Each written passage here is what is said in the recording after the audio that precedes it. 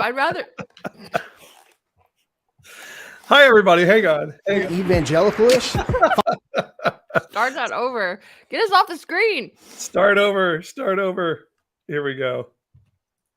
The Evangelical-ish, where we discuss the good, the bad, and the ugly of the American Evangelical Church, deconstruction, faith, and God's love through it all. If you're listening to this podcast on Apple, Spotify, or your favorite podcast platform, we also invite you to join the live Wait, I didn't stop it. Okay, that was not our smoothest open ever to the show, but welcome to Evangelical-ish. I'm Paul, and the person I'm chewing. April. This is so chaotic. This might be the most chaotic opening I think we've ever had. So 2 questions. What are you eating, and do you have enough to share with everyone? Yeah, I'll just send it through the virtual camera. I'm eating the rainbow Twizzlers. Ooh, I like the different nice. flavored Twizzlers that have become my fave lately. And I'm eating the Halloween pumpkin Brock's candy corn pumpkin. Which, yeah, because it's spooky season. You're right. more in the spirit of Halloween. I just have to bone to pick with you, Paul. I was mid-sentence when you put us live. That was like one of the most hurtful things. Oh, I'm just kidding. So I'm not really hurt, but I was very shocked that it just went live, and I was like, okay. It was not our best start, and I apologize. Yes, I had premature whatever of hitting the live button. Premature whatever. It's fine. It happens.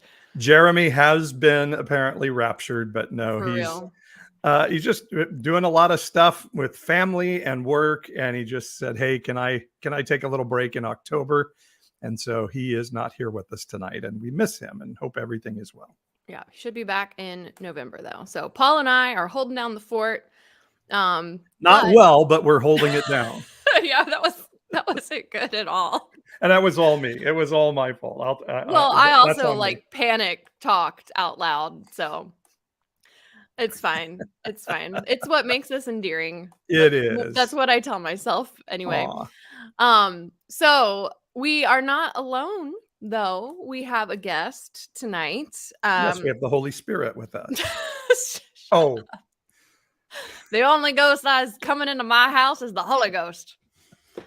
That's right. Wait, by the way, I tried to remember which video. Sorry, we need to get to our guest, but the video you did on the woman asking for help with the Hallelujah Ween or whatever that was. Hallelujah night. You know, there's a real thing. Night. There's a real thing out there that some church put on called Jesus Ween. Unironically, they're like, we don't celebrate Halloween, we celebrate Jesus Ween. Like, people don't have their mind. I don't understand people who don't have their minds in the gutter to like there's had to have been a kid somewhere and been like, guys, and that's not the name we want to go with. We are getting so excited and so up for Jesus Ween. That's not the only thing up. Oh, that was bad. Okay, now that we're going to hell, I can feel Jesus inside of me. It's just stop wonderful. It. No, that was too far. I can't handle that. That hurt my. I don't know. I feel like I need to unpack that remaining. that was the line. I was like, no, I can't laugh at that one. That was too far. Okay.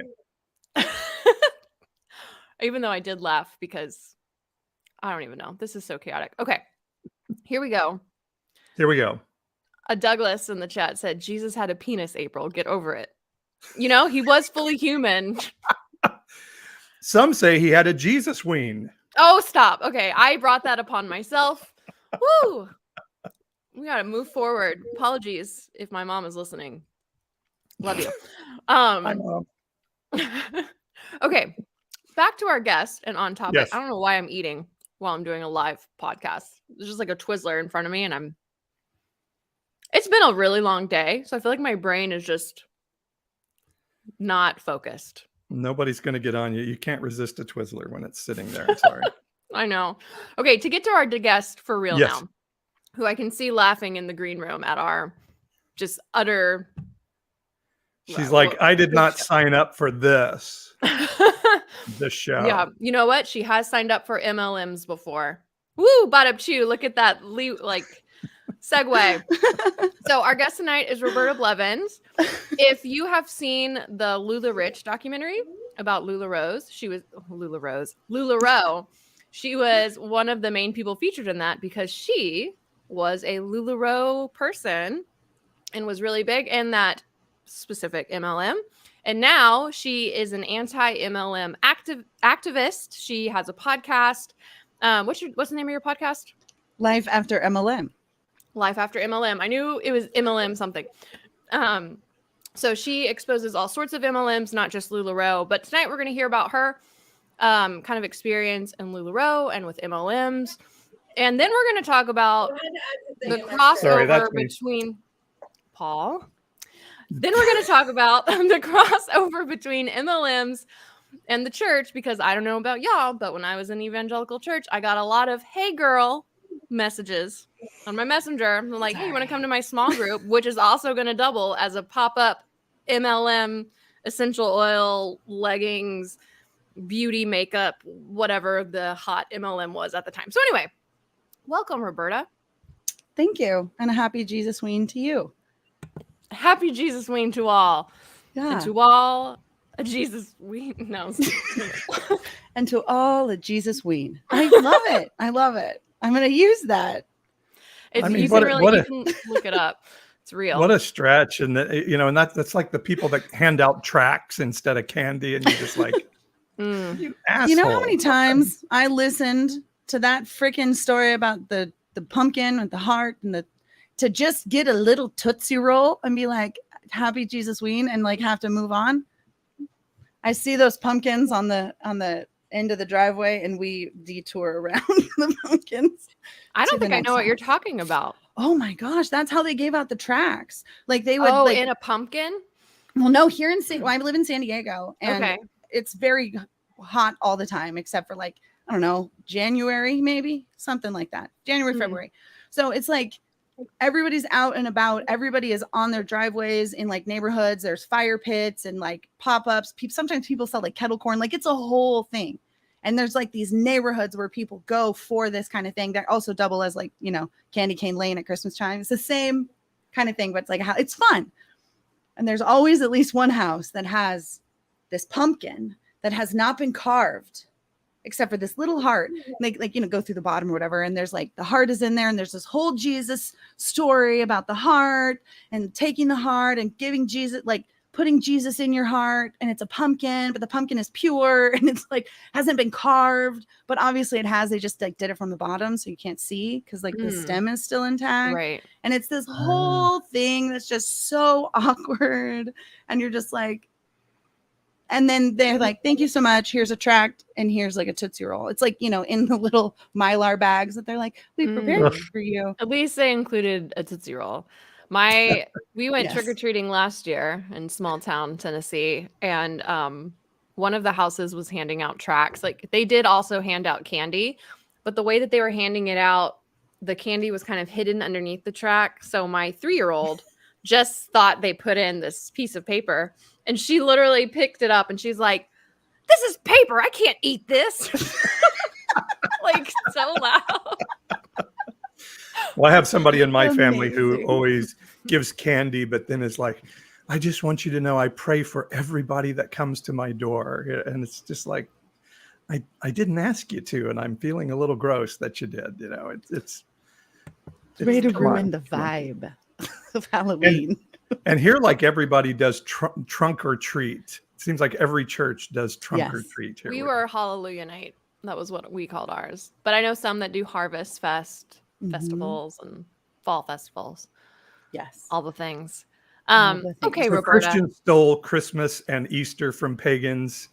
Just leave Halloween alone. Well, a lot of them claim they don't celebrate Halloween. They just do everything else. They do the same things that everybody else does. They just call it something else and they do it on the same night. But it's not Halloween. No, that's the Devil's Day. Jesus Ween. Oh, okay. Roberta, tell us about your time in LuLaRoe and when did you ever send a "Hey girl" message? Oh, I'm sure. I'm sure I did. I want to say that I didn't. I want to say that I was not like that. And what I've done I create content, obviously, and I'll react to my old videos of me selling and like having team meetings and like talking to my page and all this stuff. And I go in completely blind. I'm like, one of these days I'm going to find the message. And sometimes, yeah, like, so yes, I've said it all and completely. And I'm like, oh, that's me. Oh my, like, it really is this whole, like, I don't even recognize the person in the video. And I'm able to sort of poke fun at myself and poke fun at the tropes and like those without poking fun at like people, you know? So yeah, no, totally. I absolutely did send messages like that and tell people that, you know, like all kinds of stuff. Like just watch the videos. They're hilarious. They're on my YouTube. They're called Hunberta. And what is your YouTube channel? If people can I think find it's Roberta Blevens. I think if you Google me, I'm pretty much everywhere. We'll put your links. You're the real Roberta Blevens. The real one. Instagram. On Instagram, I'm the real Roberta Blevens. But like on TikTok, I'm Berta like whoa, and like it's just so it's different everywhere. But RobertaBlevens.com has all the links, I think. Perfect. Hopefully. We'll put that in the show notes. Okay, so you get involved with LuLaRoe. Yeah. Tell us what LuLaRoe is for people who don't know, and you and a little bit about your time in there, how long you were in it, and then when was the moment where you thought, "Oh shoot, this is cool." For sure. So like a much more in-depth story is like if you watch LuLaRich, you're gonna get a lot more in-depth of the whole story, and I'm a part of that, and there is some of my story in there and a couple like shocking things that happened. But essentially, I learned about LuLaRoe in like the fall, September, October time of 2015. And I didn't join until spring of 2016. They have this they talk about LuLaRich. There's this like big event with Mario Lopez, and I joined right around that time, and everybody was joining. It was just exploding. Did you meet Mario Lopez? I didn't go to that event. Like I joined right after that, but that was definitely like, oh, AC Slater. What? That's a party I need to be at, you know? So I was really like adamant.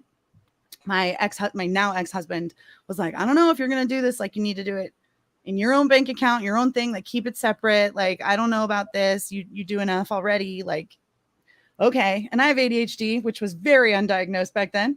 And I had no idea. And I was just like, I need to juggle more balls. So I joined LuLaRoe, and because everybody was joining, because I had kind of this bubbly personality, I've been a hairstylist for 3 years. So very good at getting people to feel comfortable within a few minutes of sitting down to let me allow sharp objects and chemicals near their head. Or on their head, actually. So I had sort of this attraction, I guess. I don't know. People just wanted to shop for me. They wanted to join my team. I never really had to say, you know what, you should join. Hey, hun, like, I think this is a great opportunity. For me, it was like, do you want to have a party? Do you want to have a pop-up? Do you want to come over and shop? It was never like, do you want to join my team? Because it was really expensive to join. It was like $5,000 to join, wasn't it? Starting $5,000 in the very beginning. I looked into joining myself.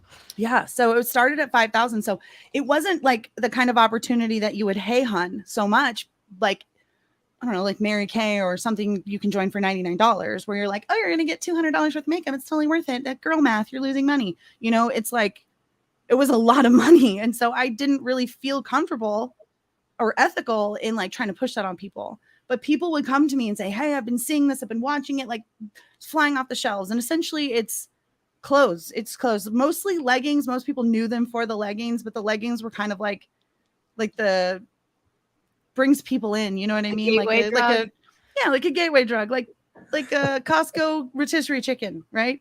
Get you in the door and then you spend $200, right? So it's that kind of thing. These were the leggings, the loss leader. They weren't loss leaders at all, but so that's that. But MLMs are not about the product, though, right? No. Products are inconsequential. Yes, doesn't matter. So we're selling all this stuff, and it's a Mormon company, and even though it was a Mormon company, they weren't super like out about being Mormon, but everything covered garments. And I had a lot of friends in my town that were Mormon, and I would like go to events like trunk or treat at their wards and things like that. So I was like, oh, wow. Like I know so many people that would wear this because they all complained to me that close at Target or whatever don't cover their garments, like there's a built-in, like And you're I was talking thinking like a about business lady, like you that's know, the Mormon underwear thing, right? right? That they all have to wear. The garments are the special underwear, right? Yeah. So And I was you like, were not oh, you were not Mormon, correct? no, Correct. no. I'm baptized Lutheran, but I just joke and say it's, you know, it's like Catholicism, but it's like half the God and twice the fun. It's like, you know what I mean? But I don't really know because I don't practice. So let me ask you, like, so are you getting into this? You're not getting into this because you want to join a cult. You're getting into this because you want to make money. Is that right? Make a lot of money. Yeah. Okay. Make a lot of money because I was working out of, I was a mom and I wanted to stay home with my kids more and not be outside of the house so much. As a hairstylist, I was working like till 9, 10 o'clock at night to fit people in so that I could be home with the kids. And then like when my husband got home, I would go to the salon. So it was just a lot. And I just thought I could sell pants in my living room. Like this is easy. And I could still go to the salon at night and I could just sort of slowly, you know, like work it, like, you know what I mean? Like this is a great option. And that's kind of like what started happening. I started making a good amount of money. Like people were buying all the time. It was flying off the shelves. You couldn't even keep it in stock. Having parties, having to like go to people's houses and swap things out and say, oh, I need these for this party. I booked this other party and they really want these kind of things. I mean, it was wild. There was no time to breathe. There was no time to think. There was no time to do anything. And so when problems arose, you just sort of like, I'll figure it out next week when I have a day to do nothing. And you just sort of pushed them aside and you kind of ignored all the red flags. And my team was growing really big. At the height of my enterprise, I had 75 girls underneath me. I think 13 of them were directly sponsored underneath me. A lot of MLMs are like binary where you only need 2 people to get 2 people to get 2 people to get 2 people. And it goes down like this kind of. Mm-hmm. With LuLaRoe, which is very similar with Amway as well, is they want you to establish a really solid base. So if a couple people don't qualify, you're golden. If you only need 4, but you have 12, there's a lot of space for people like failing and your pyramid not toppling. I didn't see any of the very obvious things that I see now then. So I was like, oh yeah, totally. So I had like 13 or 14 on my main line. And then LuLaRoe actually does it upside down and they make it kind of look like a tree. And I've called it a tree before. And I use that because it's a dog whistle for people who are still in. I want to connect with them. People always make comments like, it's a pyramid, girl. And I was like, I'm aware. I'm doing something here, y'all. So it was called a tree and it was big. It was really big. Had all these other people ranking up. And we were doing really good. And I didn't really understand anything about pyramid schemes. So of course. So the people on your team were the ones you had signed up. And then every time they sell something or they sign somebody up, you get a piece of that money. Is that how it works? Kind of. Now, here's the thing. MLMs are all the same, but they're all different too. Okay. And so if I said XYZ is ABC, it doesn't mean that it's going to be the exact same way for another MLM. So the way that LuLaRoe worked at that time was I got paid bonuses on what my team purchased, not what they sold. Because once LuLaRoe sells it to me, that transaction's over. LuLaRoe got their money. They don't track whether or not I sell it to April or I sell it to you or whatever. They only track what they sell to me. So even when they're like, we sold $1 billion, it was to consultants. It wasn't to like actual consumers. So there's a lot of twisting of words, very Orwellian in that sense, like culty. Right, because every consultant, they had to buy the products before they could sell them. So they owned all the products that they then turned around to sell. Ah, I see. Okay. So we had to buy the product and essentially front load. And when it's clothing, you know, it's expensive, right? A pair of leggings was like $10. So, and I had a bookcase, actually this bookcase right here was full of leggings, that full to the brim leggings. And how many different sizes did you have to keep? So luckily for leggings, they only had 2 sizes and then they eventually got a 3rd size and then they had a couple kid sizes. So I had a few kid sizes because my people that shop for me just wanted kid sizes and they like to match. So they wanted an option, but I mostly just carried the 2 size, which was 1 size, which fit like a size 0 to a size 10. And then they were very tall and curvy. It was like 12 to like 24 and very stretchy, for a while. Very soft. Very soft for a while. Very sturdy for a while. You can see where this is going. Well, I know at the pop-ups, they would usually sell the leggings for $25. Was like the 25 standard price per legging. Yeah. We bought them for $10.50 and then we sold them for $25. So I mean, it was a good markup, but no one's coming to a party and buying like 10 pairs of leggings, right? Like you want them to come grab a pair of leggings. Let's pair a shirt with it. Let's pair a dress. Let's pair, that shirt with this skirt, and like kind of make what they would call like a capsule of clothing.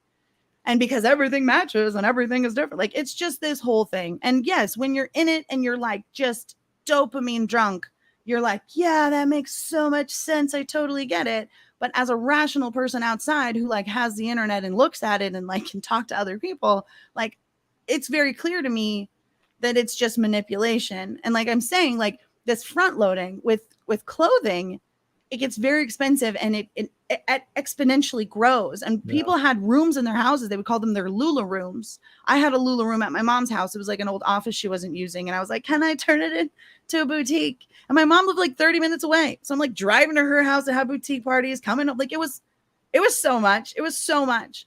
But we made a lot of money. And when I say like, did you have a minimum purchase? Did you have to purchase a certain amount? Okay. Monthly So again, it's like there's a couple different minimums. When you made an order, you had to purchase at least 33 items. Oof, so you couldn't just buy one pair of leggings, and leggings came in 2 packs. So you couldn't just buy 33 leggings either. And you couldn't always pick what you got. You couldn't pick what you got anytime except for styles and size. Some of the patterns on the leggings dookies were odd. Like there were some I'd see at the pub. Odd is a nice way of putting it. Who would buy that? Nobody, wow. April. Nobody bought it. And just to by what's going on, this is not affiliated with Lululemon. No, Lululemon is something totally different. LuLaRoe actually stands for the owner's 3 first granddaughters, Lucy, Lola, and Monroe. So it's LuLaRoe. LuLaRoe. Okay. But a lot of people do confuse it with Lululemon. So it's just different. You're successful. You're making money. What was your moments where you thought, oh shoot, this is culty? I didn't realize it was a cult until I was out. Okay. I didn't realize it was a pyramid scheme until I was out. I didn't realize any of the things. What led to you deciding to leave then? So I was raised by a family of car salesmen. Like my grandfather bought little detail shops and built them up and opened up his own used car lot, and then became like affiliated with brands and had like car dealerships. So all of my uncles sold cars. My dad was like the president. My dad, like this whole thing. And my dad always taught me like, this is how a business is run. This is how you run a successful business. These are the checks and the balances. Customers are right. You got to make it right. You don't want anybody walking away angry, all of these things. So I had all of this in my whole life, these things. And my dad's most famous for me, that sticks with me the most. He passed away 10 years ago. But the one thing that sticks with me the most that my dad always told me about business, he says, never be a liar, a cheater, or a thief, because then you have nothing to fall back on. And so for me, I was like, okay, like you try it the honest way. If it doesn't work, then you scam people, right? So I'm always thinking this in the back of my head, and things would happen. Like I would get these wet leggings or leggings with holes and things like that. And I would be like, hey, I have some downtime right now. Hello, what is going on? And I would get the runaround. And also being a hairstylist and knowing that if somebody bought a product from me and they came back and they said, I don't like this, I would return it immediately, whether we repair, like if they broke it or whatever, like we would exchange it or we'd find something else that worked for them. Because when the rep comes into the salon, they go, hey, and how did everything work last week? And I say, they returned this, and they immediately switch it out for me. So there's a zero cost for me at all, like zero, just to make things right. There's no problem. So when I started noticing that this billion-dollar company wasn't even doing the bare minimum, I started thinking to myself, I don't know if this is a business. And that's what really sort of set me on the trajectory of looking at the red flags and asking more questions, which you don't ask questions. I learned that too. What happens when you ask a question? Well, you get a target on your back, and then things either stop happening or you get in trouble more. I remember I started getting like reported to compliance some more. Things I previously were invited to, like they just picked somebody else this time, even though like I was pretty much supposed to be the person that went. They're like, oh, well, we just wanted to offer the opportunity to someone else. And it was always just kind of like lame things.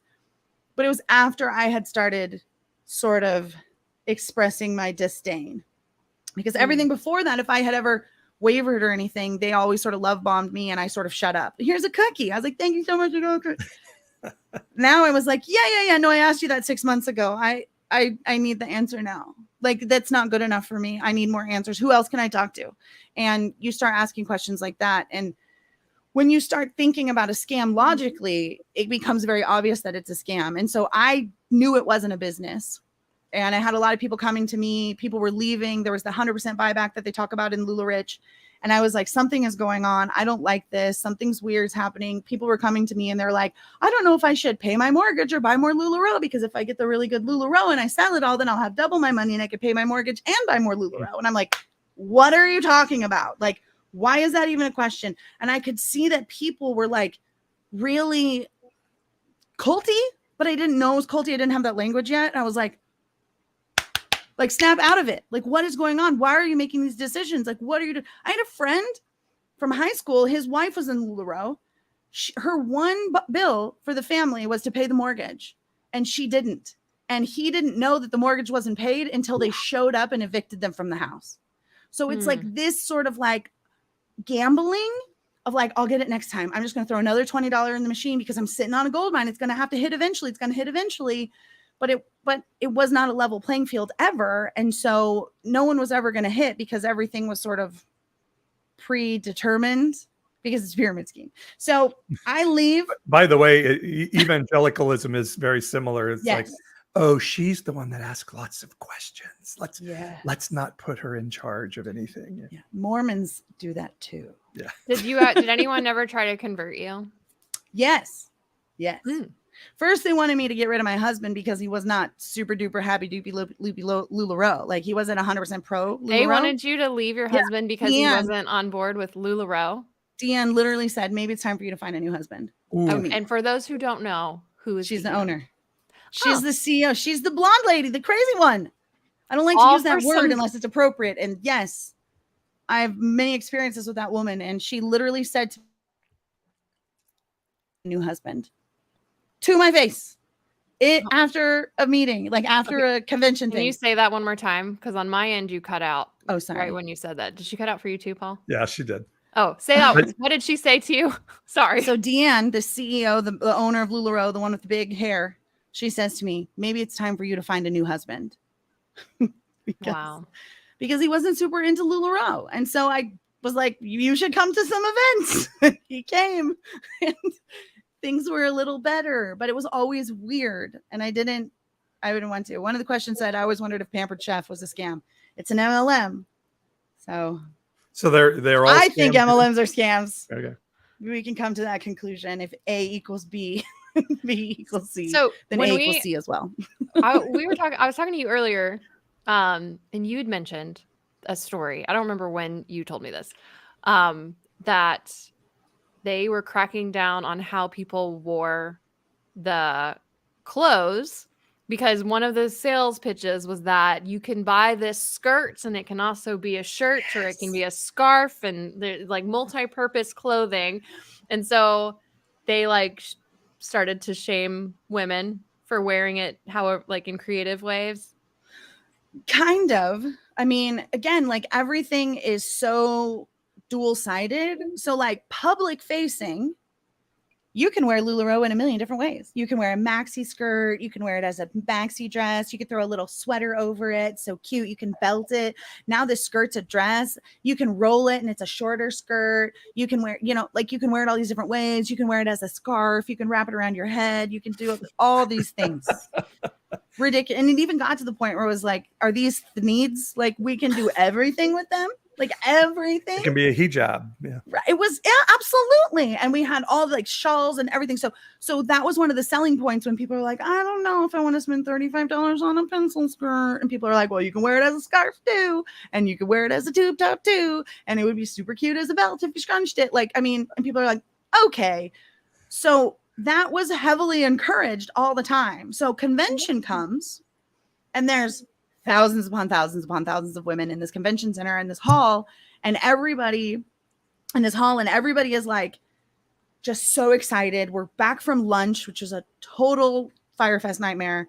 And we're like, yeah, like, let's go. Yeah. And it's hot. It's in July. It's so hot. Like, people were passing out outside. They had to have like EMTs come, and like they had to have like water bottles. It was wild. So all these people, like, the next day, they're like, I'm going to wear my maxi dress or my maxi skirt as a dress because it's too hot. It's so hot. I'm going to wear it this way. I'm going to wear it this way. And I didn't think any of it was inappropriate, but I was also like super into LuLaRoe. So my reaction to this is super gross. So we'll get to that. But everybody is sitting there coming back from lunch. We're super excited to hear from the styling sisters, which are all the daughters and the wives of the sons of the nepotistic pyramid at the top of LuLaRoe. And so they're all on stage. The tree. On the tree, right. Yeah. Thank you. They're the top of the tree. So the thing with the styling sisters is they all have different style, and it shows how versatile LuLaRoe is. So all of them get the exact same piece, and they all style it in their own way. So there's like a sporty spice and a posh spice and a baby spice of all these people, right? And they're the styling sisters, and everybody loves them because we're in a cult and we just worship the ground they walk on because their mom is the queen, right?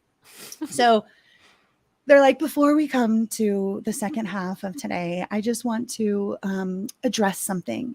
And I see you all sitting out there smiling at me, and you're all wearing your LuLaRoe, and it's so wonderful. But I just want to remind you that when you're doing official LuLaRoe things, that you need to wear the clothing as intended.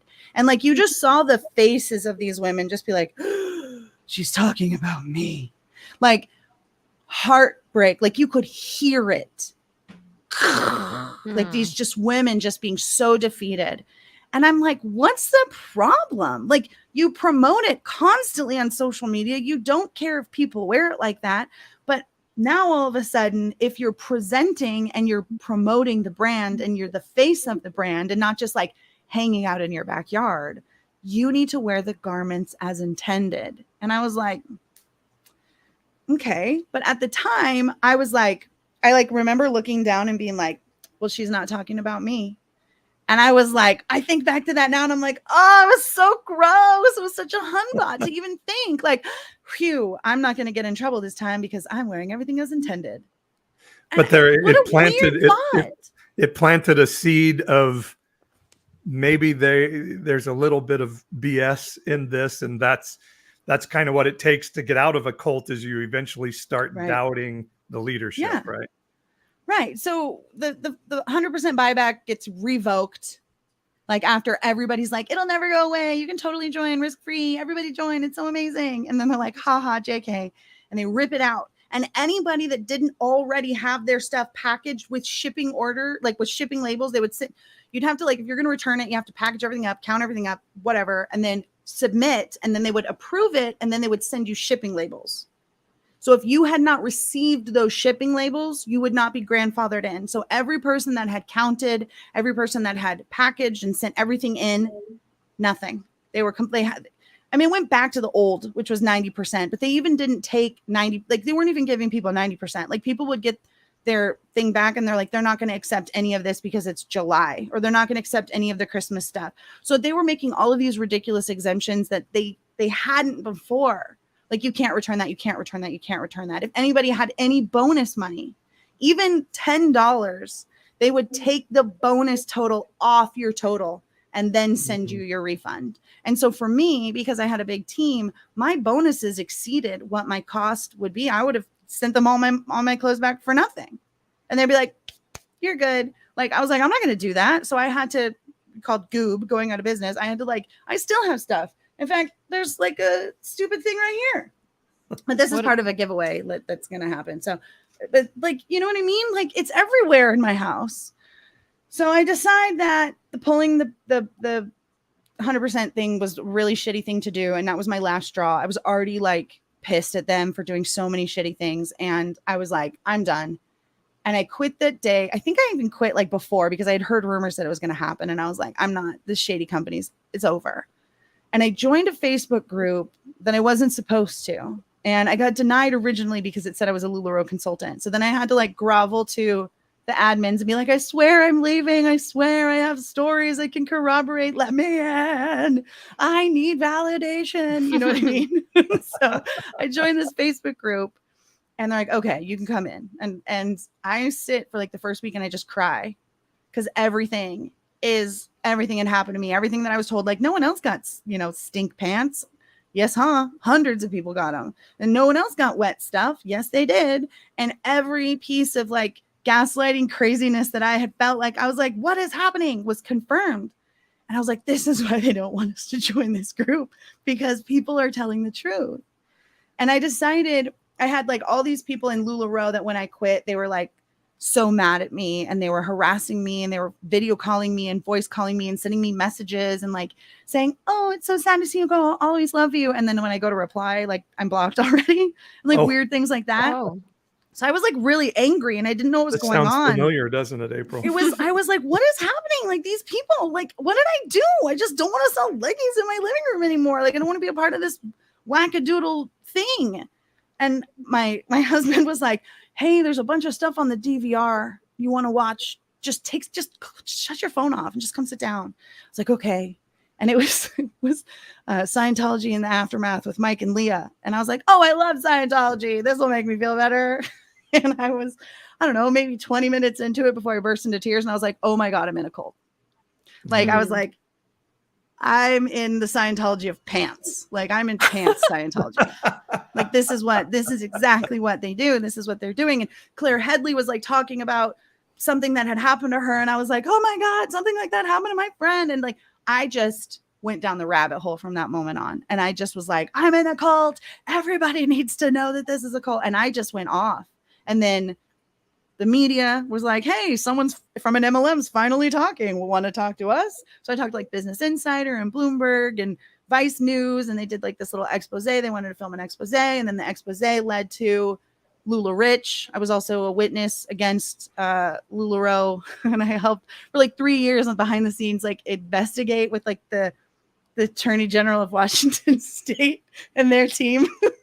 Having like secret phone calls. I was like, okay, I'm going to send you these. Like, it was wild. Like I had to tag them because I couldn't send things via email. So like there was like a fake Facebook profile that we could like tag so that they could gather things from things that wasn't connected so that nobody, it was wild. It was wild.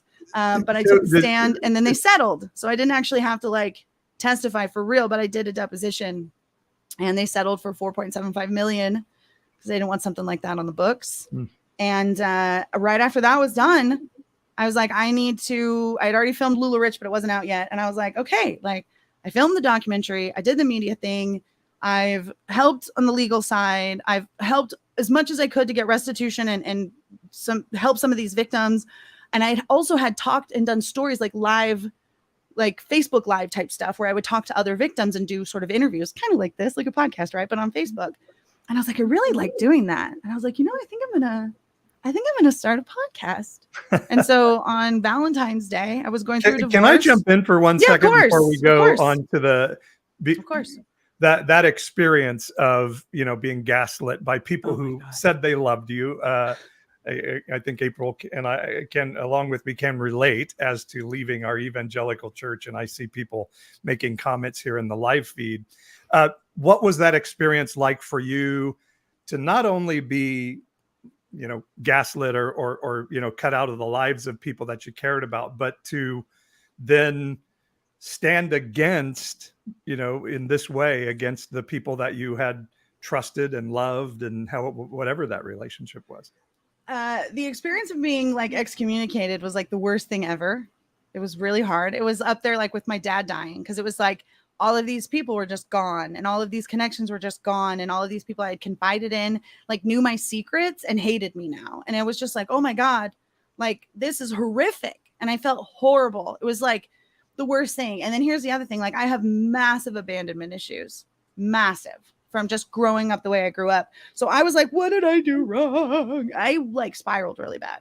So me coming out and even posting things on Instagram and like sort of making jokes about, I remember posting a picture of me reading Stephen King's It. And I was like kissing the book. And I was like, not all the horror in my life is real or something. And like making posts like that. and sort of having this, my own personal like digs, but like kind of processing through it. And I processed a lot of that really publicly because I was talking to the media and I was very angry.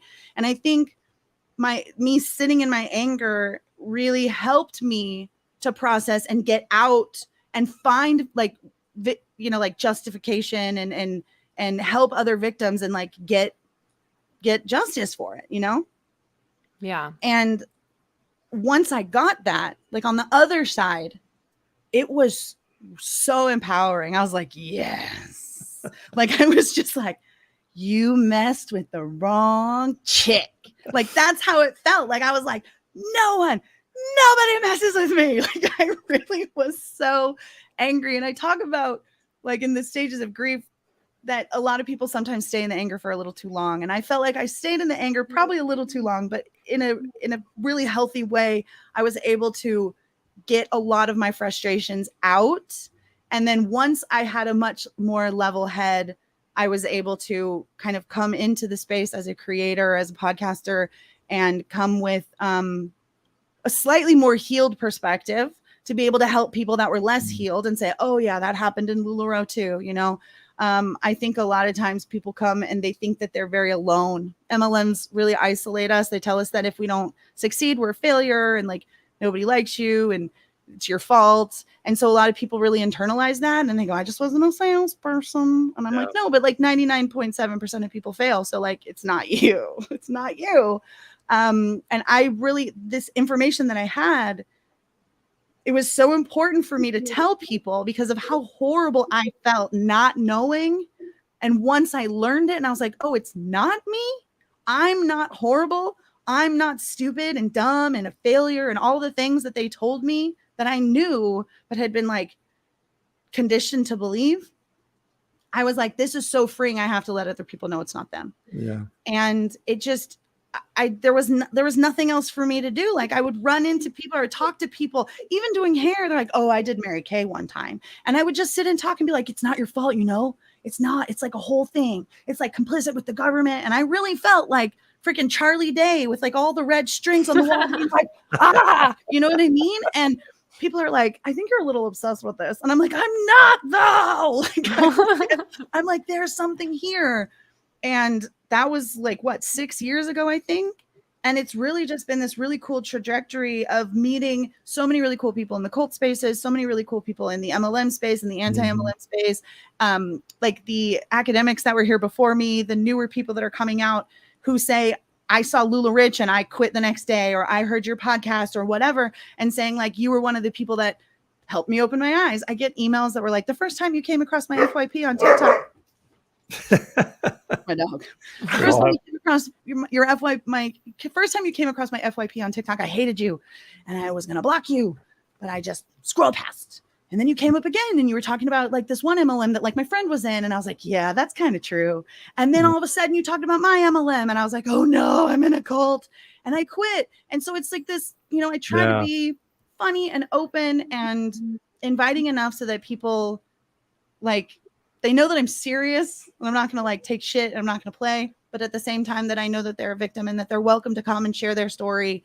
And we're all commiserating together and we're all sharing things and connecting and being like, that happened to me too.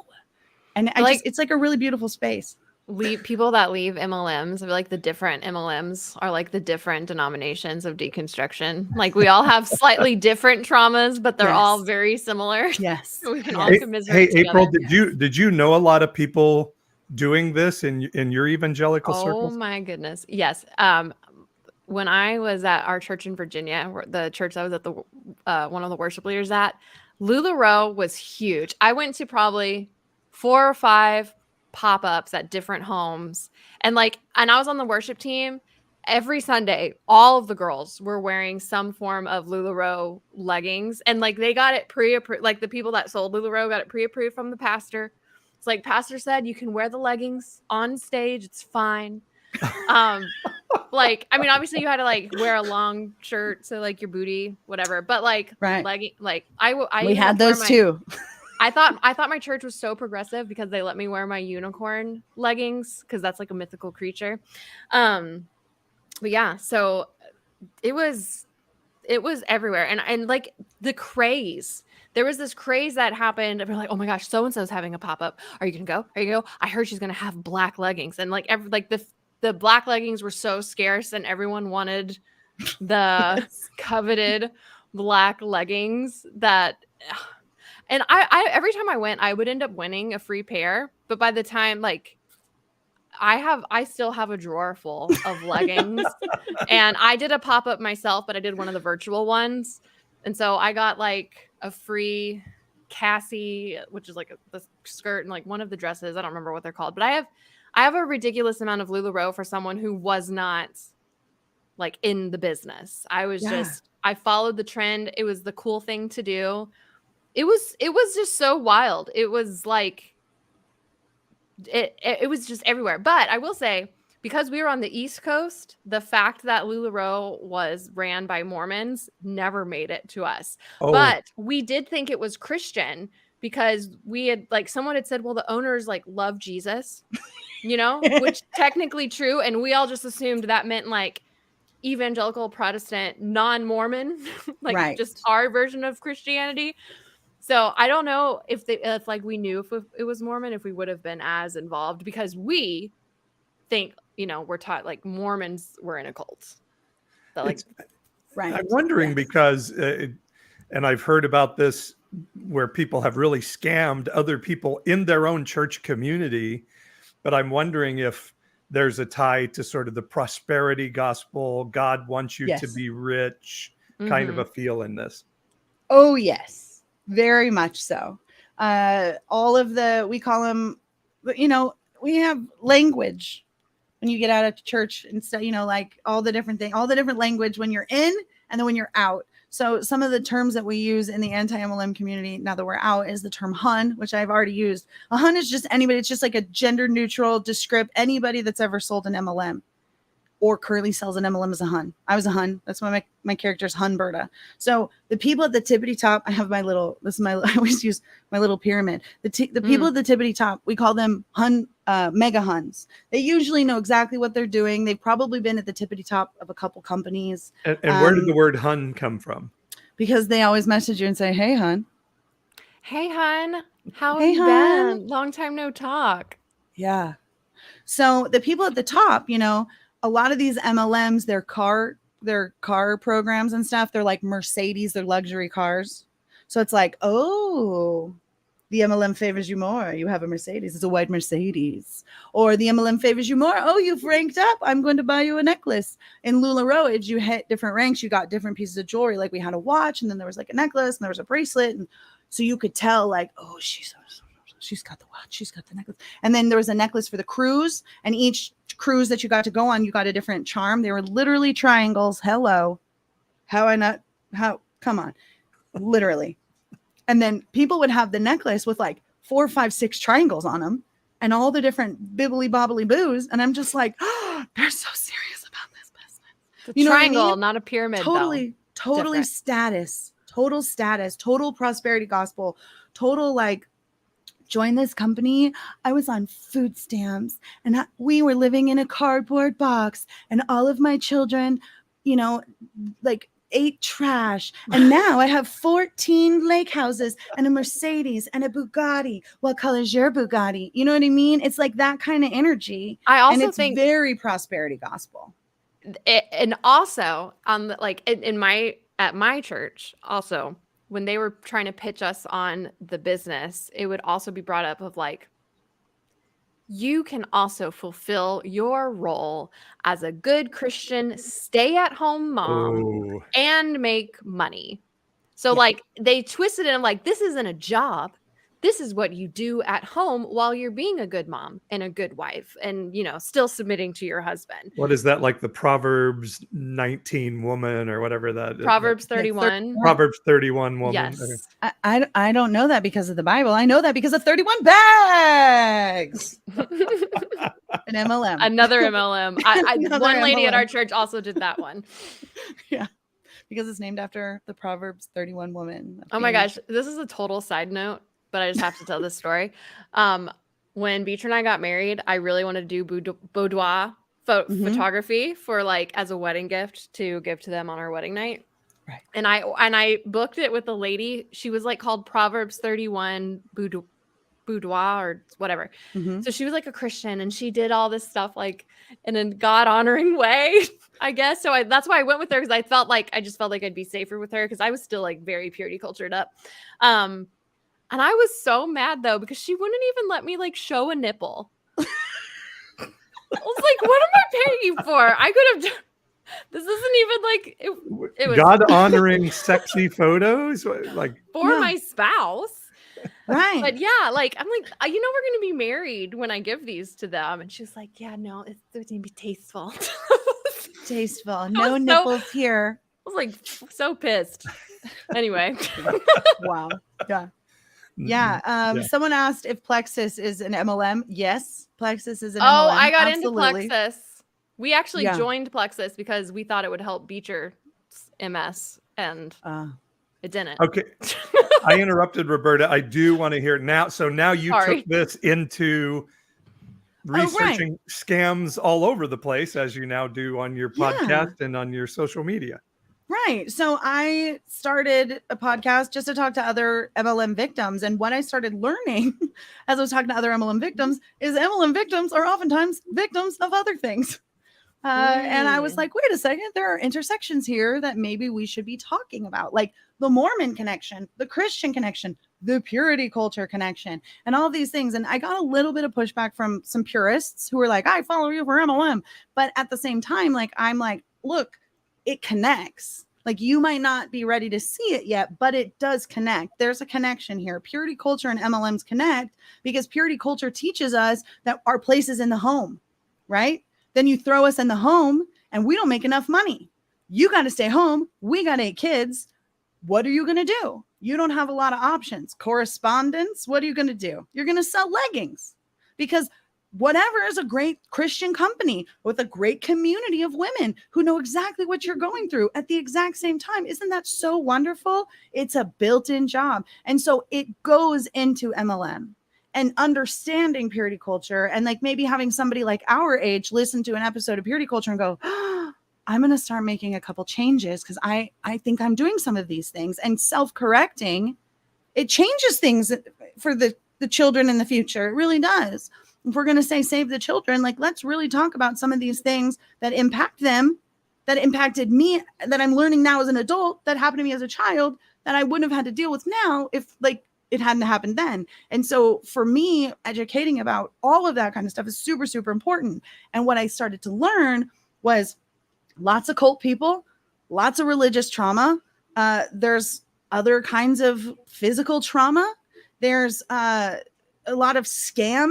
Like, I was scammed before, or people that constantly fall for scams always get caught up in MLMs too. And I thought it was a really big disservice to not sort of start talking about all of these different intersections, because a lot of people are like, well, these are stupid MLMers. I would never do that. And then they listen to an episode about getting scammed and they're like, oh, I got scammed like that. And then they're like, okay, I now am a part of this conversation. I now see myself in these stories, and I can now go, oh, okay, so she's selling lipstick, but I was selling salvation. Okay, I understand. We're on the same page now. I get it. And you can put yourself in people's. You both proselytize. Yes, you can put yourself in their shoes, and then you're more empathetic to somebody's struggle and somebody's like victimhood, and helping them become survivors instead of sitting in this victimhood and not understanding what happened to them, giving them the language to be able to process these things.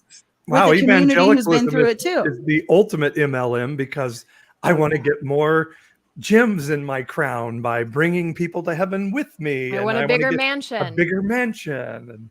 And I wonder if part of the draw from evangelicals, or just people in religion in general, to MLMs is that you're already conditioned to be told what to do and to like bring people into what you're doing. And it's like the same kind of high control tactics. It's the same tactics. And so you've already, even those that leave the church might get sucked in because you've been trained to like, this is how I live. Like, I need someone to tell me what to do. I need someone over me. And then it's just like an easy, just slide over. AKA Donald Trump.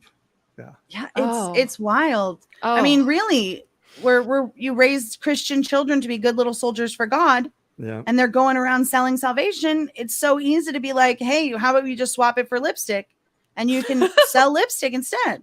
Yeah. All of the people that you sold salvation to, they need lipstick. So go sell them lipstick now. They already know you.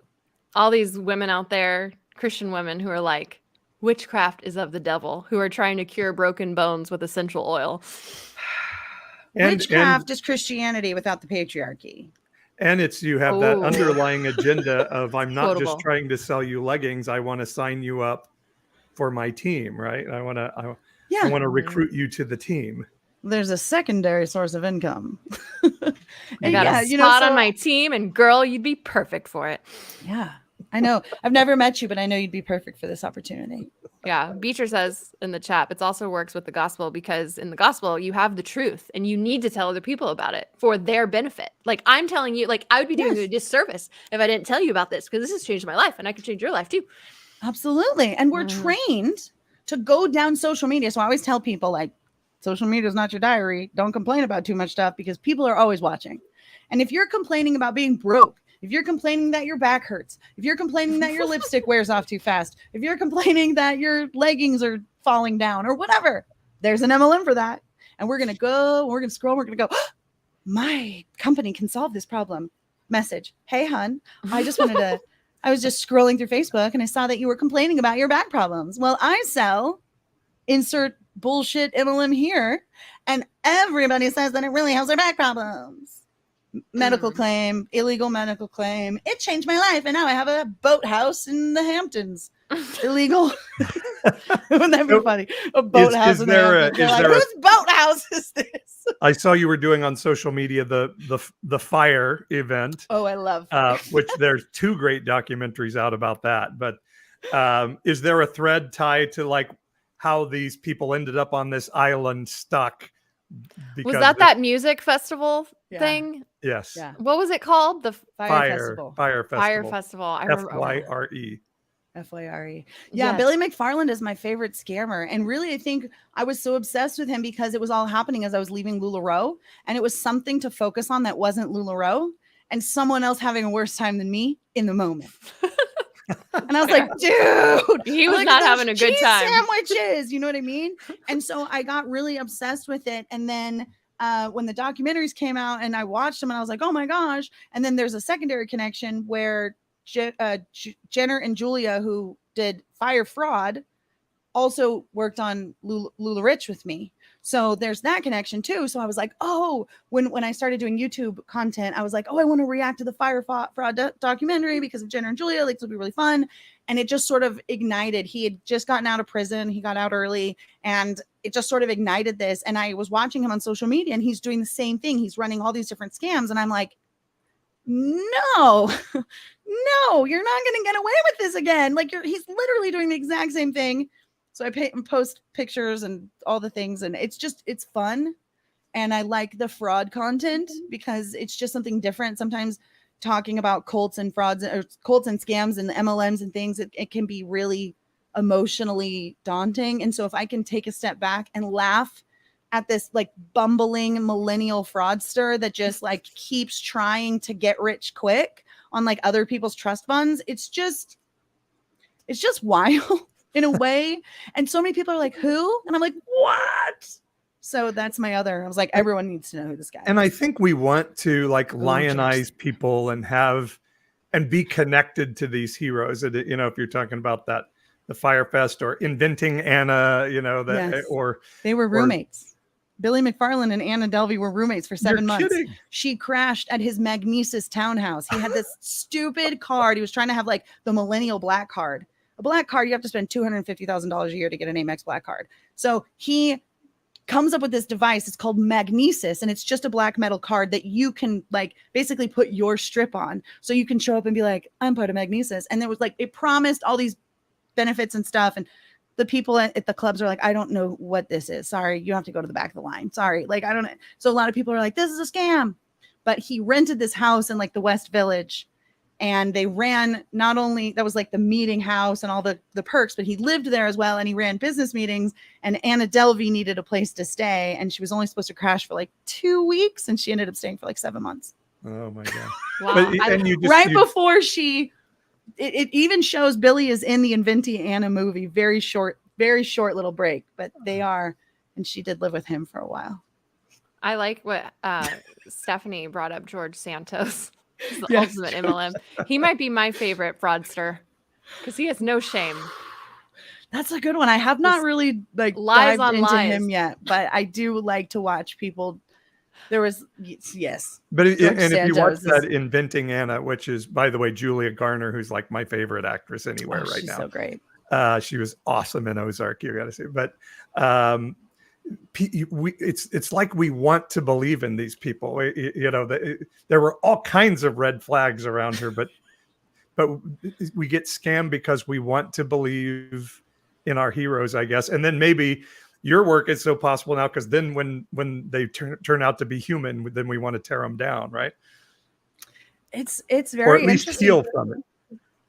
Yeah, and I try. I don't want to attack like people. I try to go after like companies and like felons, and not just like people that like signed on the dotted line and like didn't do the research. There's a lot of people, and in MLM, like you're a victim and a perpetrator. The second that you try to sell anything or get anybody into it, you become a perpetrator as much as you are a victim. It's simultaneously at the exact same time, and you have no idea that you're either of those things until you get out and you go, "Oh shit." That's almost the same description of being evangelical. Yeah, too. You're a victim and a perpetrator of hellfire. And someone had asked earlier in the chat about like the people that were underneath me and if they forgave me and all of these things. Like most of the people that I knew, like all of the people that I personally knew, yes, I have talked to them, and they are very proud and pro what I'm doing and are like, yeah, Roberta. The other people that I didn't get to talk to, I didn't know, and they were farther down. And I feel like the amount of work that I have done and the amount of things that I have come out for anybody that was on my team that I didn't know or I didn't get to know, I hope that they know that there was nothing malicious in my intentions. And unfortunately, we're all stuck in pyramid scheme, and that's just kind of how that works. But I don't really think, I wasn't this really vicious person. So I told the person to pay their mortgage, right? Like, I feel like a vicious person would have been like, totally get 2 boxes, So, I really tried to focus everything as a business and to repair. I'm not a bridge burner. I'm not. And so I knew that I really wanted to keep as much of those relationships as I could as possible. Also because of how I was treated when I left. I didn't want anybody to experience that either. So I thought I tried to do the best I possibly could in those connections as I left, and apologizing to appropriate people. Yeah. There are those moments where I remember telling people in our church they shouldn't let their kids watch Harry Potter, and I just feel so sorry for those kids that didn't get to watch Harry Potter because of me. Yeah, and now they still can't because J.K. Rowling's a TERF now, or at least you have to watch it like quietly and don't tell anyone. Watch it. They can just watch dark closet. Just watch the Star Kids Harry Potter musical, and then there you go. It's funny. I've never seen that. I didn't. It's on YouTube. It's got Darren Criss from Glee in it. It's fantastic. Oh, wow! Yeah, whole thing's on YouTube. It's great. That's awesome. Well, so how do you find your scams now? A lot of times people send them to me, but a lot of times what happens is most of my content is really dictated by what people want. I put a lot of work and energy into my getting interviews and having interviews and the editing process and everything to production. And so I don't want to waste my time telling stories that people don't care about. So a lot of times I'll tell a story that I'm interested in, and I might get 2 or 3 emails that are like, oh, I have something to add. And then we can kind of go down a different tentacle of this like beast that way. Sometimes it's just, I really want to tell this story. Most of the time, most times it's just stories that come across my desk. But in October, November, and December, I do themed months. So like October, we do true crime and different kinds of like scary stories and urban legends and lore. And then there's a lot of MLM sometimes in it as well. And then November, we do cult stuff, which is more of a cult focus. This year, I'm doing a lot of Scientology and some evangelical stuff, getting down into like Hillsong and ARC and things like that. And then December is kind of just like all the really fun interviews with people like April, where people are like, oh, I love her. It's like, come on the show and let's have this really fun conversation and just have a good time and talk and laugh. And December's kind of like, I call it holiday magic because it's named after this defunct MLM called Holiday Magic that sold of all things, makeup in the 1970s. It was shut Ooh. down for being a pyramid scheme. And I actually have one of my listeners, amazing, found a holiday magic facial exercise record and sent it to me. So on my Patreon, we went live and we did the facial exercises with the record. It was so misogynistic. It was like, if you find yourself on the wrong side of 50. And I was like, what did it just say? So it's really amazing. So yeah, it's just like things just come across my desk and I'm like, I've been meaning to talk about that. And I really feel like, not to be too witchy, but like the vibes and the manifesting and like all the things happen when they're supposed to happen. And a lot of times the interviews that I wanted to do now that don't happen until 6 months from now, we have a much better story. There might be something in the news that's happening that sort of coincides. And I just, there's very little stress. There's very little like high demand over here. I'm a cult survivor. I don't want to like feel that way again. If people have to cancel and say, hey, I got to talk to you next week, I'm like, it's totally fine. I got so much other things to do. It's not a big deal. I don't ever want to live my life in a way that I feel that I'm like constricted and controlled again, even if it's by my own doing. I don't want that either. So I try to like just let things flow. Seems to be working. Not a lot of pressure. I don't know how social media works. I have friends that are like, you should hashtag it, blah, blah. And I said, you know what? It's working fine the way I'm doing it. And I don't know what I'm doing and it's working. So I'm just going to keep it up. Well, your content is great. Thank you. Remind everybody where they can find you. So you can find me. Easiest is going to be in my website, which is robertablevens.com, or we just got a website for the podcast, which is lifeaftermlmpod.com. All of the links to all of the socials and all of the extras and all of the fun stuff is on all of that. That's awesome. If I can ask one more question, I know April, we're past your bedtime here, but she's about to turn into a pumpkin. Yeah, I am. Yeah. Pumpkin. I get asked this a lot. Candy. Do you have any advice for people who have family members or friends in an MLM or in a cult or what they perceive to be a cult? What advice would you give? Yeah, absolutely. If you've got someone you care about that's in a high demand control group and you want to help them get out and see the light and live their life again, I think the best thing that you can be is supportive, but not financially, emotionally, verbally. If you want to hang out and get coffee this week, let's go do that. Set boundaries. Like, hey, I don't want to talk about the business. I don't like the business. I really love you. I want to spend time with you. And when you set those boundaries, it plants a seed, right? And people are like, why? Why doesn't she want to talk about that? And they might ask you a question. Why don't you like that? And then you can sort of say, well, this is why, or here's a podcast you can listen to, or here's a website you can check out. And this is why. This is the story I heard. Because nobody, if you go, you're in a cult, you need to get out, they're going to block you and you're never going to talk to them again. So anytime that you can tell them, hey, look, you can be in your MLM. If you have questions, like, talk to me. I always tell people that are in MLMs, make sure that they're doing a profit and loss statement every month. Make sure that they're in the green. And if they're not in the green, if they're in the red for 3 months in a row, it's time to pull the plug. You just pull the plug. It's not going to work. We're going to go on. 99.7% of people fail, quotes. Gambling, like putting money in a slot machine or throwing it all on black, 95% loss. Actual pyramid schemes that the government shuts down, like the blessing looms and like the wine trading kind of stuff that people do, 91.7% loss. Wow. Or I'm sorry, 90.7%. So MLMs actually have a 9% higher loss rate and are the only ones that are legal in terms of those scams. I mean, gambling is legal in wherever, but do you know what I mean? Like, it has a worse loss rate than gambling. And you've got everybody in your feed going, oh my God, I have the best opportunity for you. I mean, if you were just going, come with me to the slot machine, I think you'd be really good at this penny slots because it has rainbows on it and you love rainbows. I think you'd be really good at this one. That's basically what you're doing. You're like, come to this roulette table. You're really good at picking numbers. Like, it's a scam.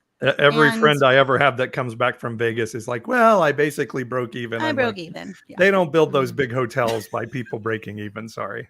Yeah, right. Yeah, I broke even. Boy math. I got a free buffet. I broke even. Yeah, so it's really just being that supportive person, be their anchor, be that person of reason, and say, hey, what is this? What's going on? That's and good to just advice, kind of but hold them I still wanna accountable just tell them they're and be wrong. kind. Be kind and empathetic because they don't know.